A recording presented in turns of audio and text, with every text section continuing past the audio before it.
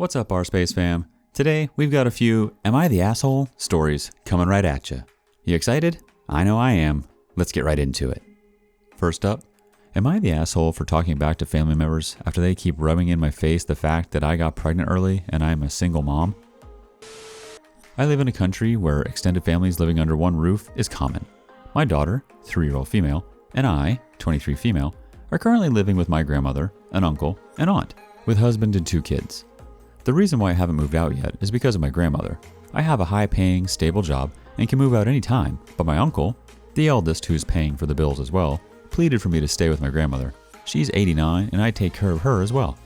Yesterday, I got into a fight with my aunt because I confronted her about them not buying fruits for their mother. I can do it myself, but because I have a sickly daughter, I won't risk going out. My grandmother receives a monthly stipend from the government and my aunt manages the finances. I don't touch even a single cent of that stipend. I buy my own groceries, but that also includes my grandmother. I pay for the electricity of the entire household and sometimes the water bill. I also give weekly allowances to my aunt's 2 teenage kids. My uncle, my aunt, and her husband ganged up on me and said a lot of hurtful things about me in front of my daughter. They kept on rubbing it in my face that I got pregnant at 19 and a single mom at that. I got so fed up that I told them, at least I didn't ask other people to pay for my family's needs.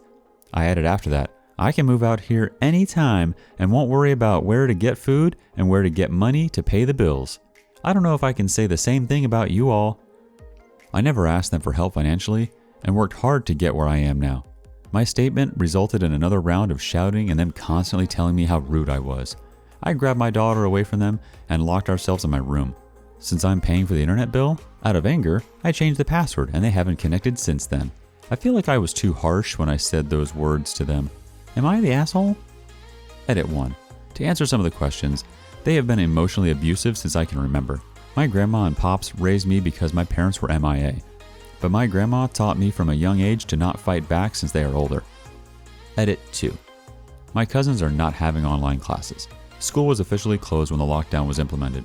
If I know they were doing online classes, I never would have cut the internet off. The money that I'm giving to them is something that I've set aside for myself supposedly. Update. I couldn't believe my original post was 5 months ago. People have been messaging me since then and have been asking me about what happened after. A lot has happened since then. And you guys, it took me 5 months before I was finally able to move out of my childhood home. Back to the incident. I kept my cool after that day and stopped talking to them altogether up until now. A lot of things unfolded from there. And plot twist, my aunt's daughter, who I was giving money to, were just using me, surprised but not totally surprised. How I found out? One of my cousins, the older one, borrowed my laptop for schoolwork a couple of weeks after the incident and logged into Facebook. Her mom called out for her in the middle of working on my laptop and forgot to log out. The page was on her timeline, and all her posts were set to exclude me. She was posting all sorts of shit posts about me, telling all her Facebook friends about how I was using my grandmother's money to buy all sorts of stuff, how I was physically and emotionally abusing them, how I was such a whore for being a single mom. I got pregnant at 19 and I'm 24 now. All my other cousins, not living with us, chimed in, and all this time, I was wondering why no one was talking to me anymore. I pretended I didn't see it and acted normal, even though I wanted to confront them about it. But what I did was stop giving them allowances. I worked extra hard over the past 5 months, endured the nasty comments they tell me from time to time, and was able to come up with enough money to add up to my savings, and I bought my first studio condo unit. I had a long talk with my grandmother that involved lots of tears and snot, but in the end, she decided to stay with her children. My daughter and I moved in 2 weeks ago, and with only 3 boxes of clothes and toys and my PC set up. I was emotional because I finally had the courage to get out of there, breaking the cycle of emotional and physical abuse. I also just want to say I was never the asshole. I should have known that from the start. I'm all settled in my new home right now with my 4-year-old and a puppy, something I wanted ever since I was a kid. I've also started to paint and play video games again, stuff I stopped doing for years. So happy for you, OP. Now you can lead your own life. I can only begin to imagine how difficult freeing yourself from an abusive family would be. Good luck to you and your daughter. Next up, we've got a supposed disaster about a 29-year-old guy and his fiancée, a 28-year-old female, trying to look into buying a house. We've been saving for this for years and have saved up enough to buy something small. Our city's housing market is pretty insane, so even with a good combined income, most things are out of our range. We don't need a lot of space and aren't planning to have kids anytime soon, if ever, so small works just fine. However, as a wedding gift, his parents recently offered to buy us a nice 3 to 4 bedroom home in their neighborhood. It's a bit bigger than we need and a little far from work, but it is an amazing home with a giant yard for our dogs. We were shocked and grateful and didn't think we could accept. His parents are quite wealthy, own about 7 to 8 investment properties of their own, and have always really welcomed me as a family, but it just felt like too much. They kept insisting.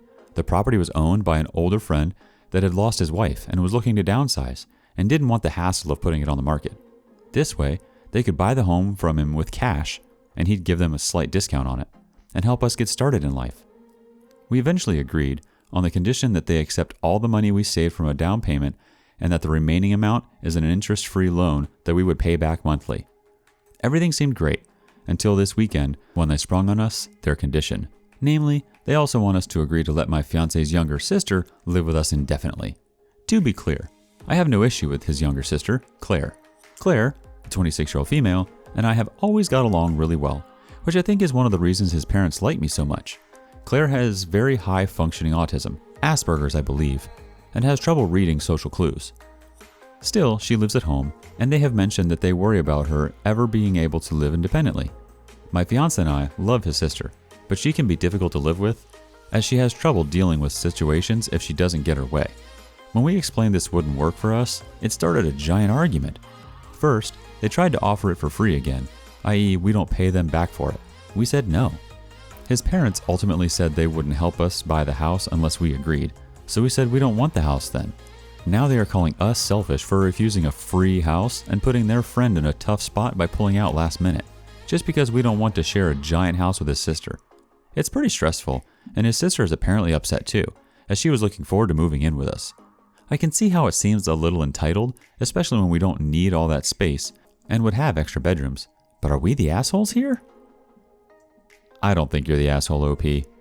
What your in-laws did is really pretty awful. Rather than asking you to do them the enormous favor of taking their adult daughter into your household, they dangled a free house, then sprung a condition and told their adult daughter about it before you accepted. That is very disappointing behavior. You are absolutely right to decline. These are not people from whom you should accept gifts because they clearly will expect you to bend to their whims whether they are clear about it up front or make demands down the line. Their daughter's living situation is their responsibility. If she is truly unable to live independently, they need to make an arrangement for her. However, based on how you describe her, it sounds like they could buy her a condominium if she is not able to manage financial independence.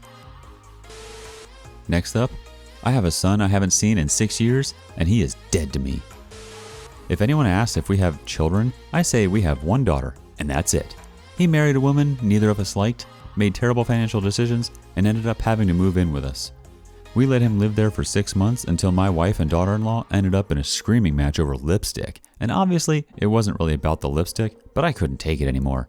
I asked them to leave, not immediately, but to make plans.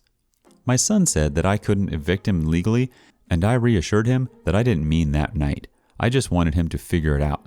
He said they were tenants because they had lived with us for over 30 days. Now, it is slightly my fault for not knowing the law, but in my opinion, my son is the scum of the earth.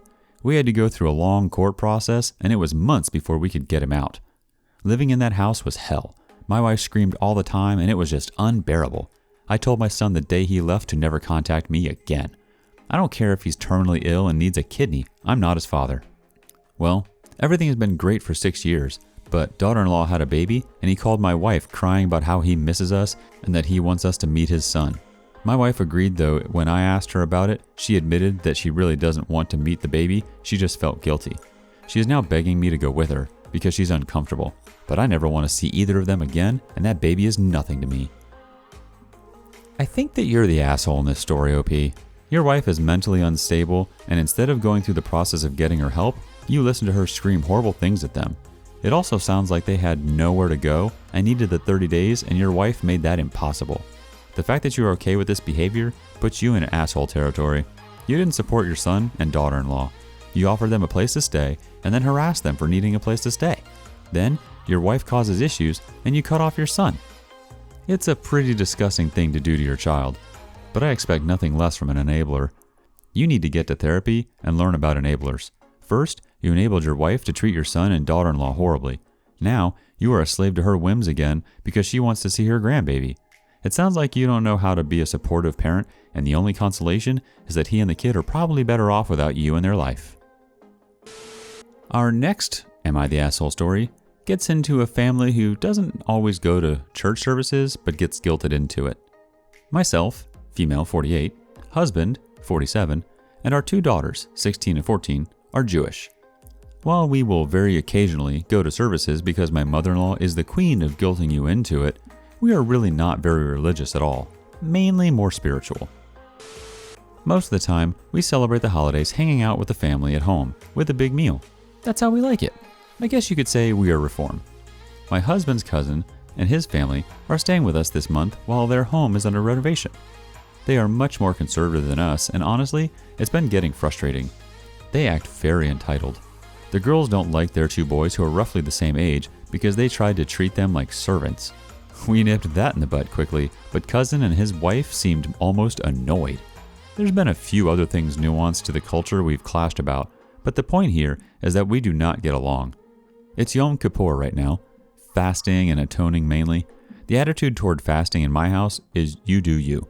That was a major source of irritation for them, but tough. However, this morning, my eldest discovered her sister in the process of eating the last everything bagel, which she wanted. She said, "Oh, you're gonna atone for that." And the 2 of them started playfully fighting. They had me in stitches, until cousin stormed in and screamed at us until he was red in the face for making a mockery of a holy day. I couldn't get a word in, and the girls were in tears when he was done. They're done staying here as far as the husband and I are concerned. We told them to pack up and head for a hotel. However, we're getting immense pressure from family to let them stay, and guilt is starting to creep in. Are we the assholes if we do this? Edit. For some info people have been asking for. So the differences we've clashed over here have been mainly things like keeping kosher. We don't have pork, and that's pretty much it. And that we don't observe the Sabbath. The house is undergoing pretty extensive reno. They have very limited space. We are the closest family, hence why we took them in. Finally, regarding my girls, they have not been disrespectful once. They made it clear that they would not be doing things for cousins' kids they were capable of doing themselves just because they were girls. This morning, cousin's family was streaming services in the basement. Eldest daughter made her joke, put her sister in a very light headlock, and gave her some noogies. I was laughing. Younger daughter was chuckling while pretending to bite her sister. I have never allowed them to make jokes about cousin's family being more observant. The way my eldest explained it, her joke was towards the whole holiday. Cousin stood in the doorway screaming. I couldn't calm him down for quite a while. My vote? Not the asshole. They're guests in your home, and you've been hospitable for allowing them to stay presumably rent-free during the renovations. When acting as a guest in someone's home, you should treat your host with kindness and respect that your own rules don't apply in the house of your host's family. Your daughter's light jesting didn't impact the family's ability to do with their religious practices, and his reaction to this joke was taken way out of proportion. And to round out the Am I the Asshole stories, we've got a doozy from a parent wanting to know, am I the asshole for admitting I regret having children? My wife and I are both 42, and in marriage counseling after our marriage basically went to after having kids. 6 and 4-year-old twins. Wait. You had twins and then twins again? Man, you should play the lottery. A lot of issues and disagreements have come up in our marriage that have driven us apart, and I have been working through my resentment that going back for one more baby resulted in twins, including one which we are pretty sure has ADHD and ODD and is a nightmare child. Our counselor asked me if I would have children if I had to do it all over again, and I said, honestly, no. I love my kids and would take a bullet for them. But if I had the chance to go back to 24 when I finished grad school and could do my life over again, I wouldn't choose fatherhood. It is not the fulfilling experience everyone claims, and while I love my children, the sacrifices are not worth it to me. I had a much happier life before having children, and have gone from someone who loved life to someone who just makes it through the day, working a job he hates to provide for the wife and kids, while silently wishing this wasn't my life. My wife is furious and taking it the wrong way, and even told our 6-year-old, "Daddy wishes you were never born," which makes me livid. You don't tell a kid that. Yes, I wish I had never had kids, but I do love them, would never hurt them, or want to upset them. And I didn't say it to or in front of my kids, and I never will. I said it in marriage counseling, which should be a safe space to talk about feelings. It has become a huge fight. Our marriage is not going to be saved now, and I know she will try and use this against me in divorce court to try to get sole custody and take everything and lie to the kids who I do love and still want to be a dad to them. She is incapable of understanding that you can love your kids but also feel that parenthood wasn't the best choice for you. Am I the asshole for saying what I thought? Edit. Okay, this blew the f*** up, and there is no way I can reply to everyone's questions. But to address a couple, I have 3 kids, not 4. One child is 6, 2 are 4.